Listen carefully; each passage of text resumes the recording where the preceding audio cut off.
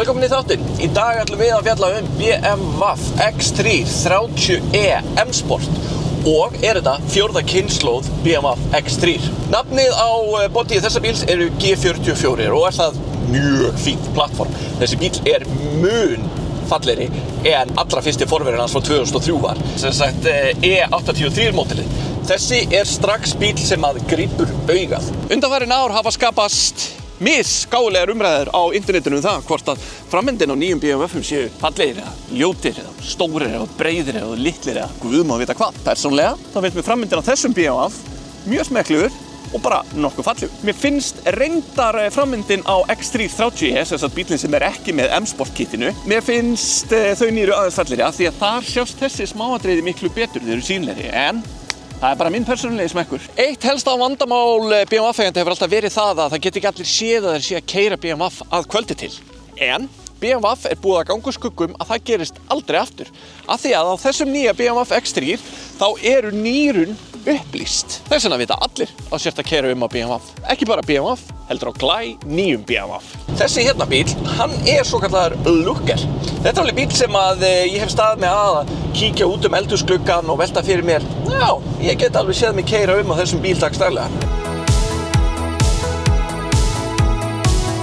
Útlitslega séð þá hefur þessi nýji BMW X3 breyst ansi mikið frá forvera sínum. Til dæmis að þá hann lengri, svo hann líka aðeins breiðari, hann samt aðeins lærri en engu að síður aðeins hærri. Þetta litla smáatriði hérna á húddinu finnst mér einstaklega nett og minnir þetta mig á nýja BMW M3. Reyndar restin á húddinu mjög flatt og framendin á bílnum mjög línulega. En það til að ganga úr skugga það að loftmótstaðan sé eins lítil og hægt og þar að leiðandi eyðir hann færri lítrum á 100-ið. Skottið í þessum bíli þokkalega stórt eða 480 lítrar. Svo kemur hann líka með aðfellalegum dráttarkrók og getur hann dregið einhver 2 tonn. Góð við þennan bíl líka að þú getur tekið þetta hérna farangusgardínudót hérna og geymt það í falska skottinu hérna. Það ekki að fara að taka pláss í bílskúrnum með eitthvað staðar sem þú munt gleyma því og aldrei sjá það aftur. Þessi BMW X3 30e tengiltvinn bíl eða hybrid. Það þýðir að hann kemur með rafhlöðu sem þú getur stungið í samband og hlaðið og keyrt einhverja 80 til 100 km á rafhlöðinni einni og sér, sem eru bara mjög góðar tölur. Svo kemur bílinn með 2 lítra 4-sylindra bensínvél hérna framan í húddi og ef þú leggur saman bensínvélina og rafmagnið þá var ykkur 299 hestöfl og 420 Nm af togi og það bara hinn ágætustu afköst á 2 tonna bíl. Þessi BMW X3 30e M-Sport kostar ykkur 13,9 milljónir. Grunnútgáfan af þessum bíl, sem sagt BMW X3 30e kostar ykkur 12,7 milljónir. Sá bíl kemur með jafn mikið af hestöflum og þessi bíl. Munurinn á þessum 2 bílum svo að á M-Sport bílum að þá færðu alls konar litla aukahluti. Þú færð fullt af litlum M-logóum út allan bíl.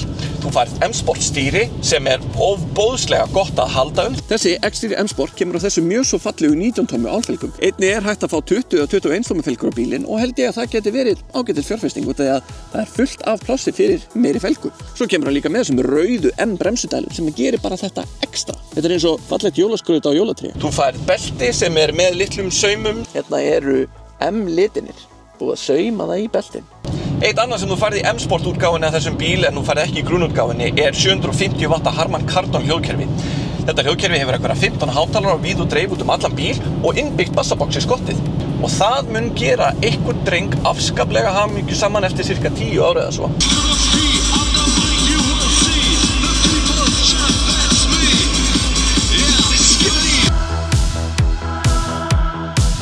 Plássið aftan í þessum bíl bara mjög fínt fyrir mann sem 1,90 hæð og 100 kg. Hnéð á mér rekast ekki í framsætið sem í minni ökumannsstillingu.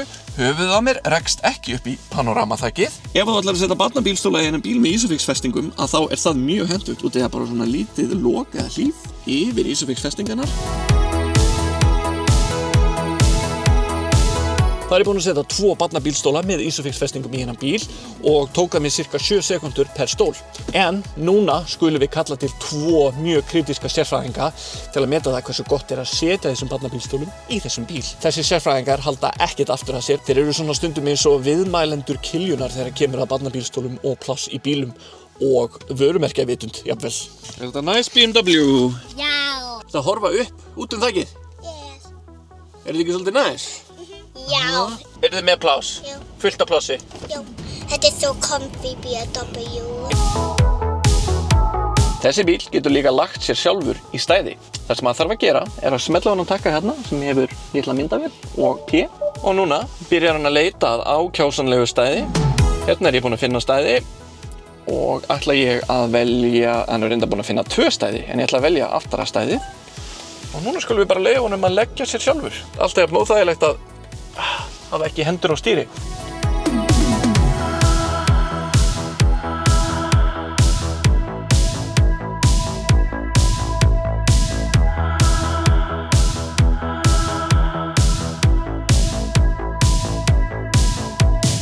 Nú meira að segja beinn, sjáðu þið, þráðbeinn í stæðinu. Hönnunin á innréttingunni og mælaborðinu í þessum bíl er ekki það fallegasta sem ég hef séð. En það er samt mjög praktískt. Til dæmis þá eru þessi 2 skjáir sem eru sveigðir að ökumanninum. Svo er líka fullt af plássi hérna fyrir fætur ökumannsins, þannig að það fer afskaplega vel ökumannin. Hérna í miðjunni er svo kallað skarkgripaskríni. Hérna getur þú hlaðið snjallsímaðinn þráðlaust. Það eru 2 innstungur fyrir USB-C hleðslukabla. Getur geymt 2 drykki. Mjög smekklegt og krúttlegt M-logo. Það er eiginlega rosa lítið að segja afþreyingarkerfið í bílnum og það er bara þjált og gott. Það er reyndar allt í afþreyingarkerfi bílsins, allt saman tengist miðstöð og allar stillingar. Það er allt hérna inni. Þú getur fært uppiðinn til og frá eftir þörfu með við það hvaða app þú ert að nota, hvað oftast. Afþreyingarkerfið er hannað það vel að það er engin ástæða til að nota Apple CarPlay eða Android Auto. Noti bara kerfið sjálft. Innréttingin í þessum bíl meikar hins vegar fullkomin sens að kvöldi til. Þá fá stemningsljósin að njóta sín fullkomlega og það er eins og þið vefjist utan hann. Í þessum BMW X3 eru alls konar akstursstillingar og hverri akstursstillingu fylgir nýtt þema. Þegar þú velur eitt af þessum aksturstillingum að þá breyta stemningsljósin hérna inni. Til dæmis ef við veljum sportstillinguna þá sjáum þið ljósin verða svona rauð og hérna niðri að þá verður ljósið rautt og blátt eins og í M-merkinu. Ég tók eftir í morgun þegar ég keyrði börnin mín í skólan að 2, 3, jafnvel 4 drengir af unglingastigi virtu bílinn fyrir sig. Þeir virtust nikka í samþykju það að þetta væri nettur bíl. Þannig geta börnin mín farið í skólan í dag vitandi það að pabbi gaf mér cool og hann er á BMW. Ég veit ekki hversu cool finnst að vera, þau veit allavega að hann er á BMW.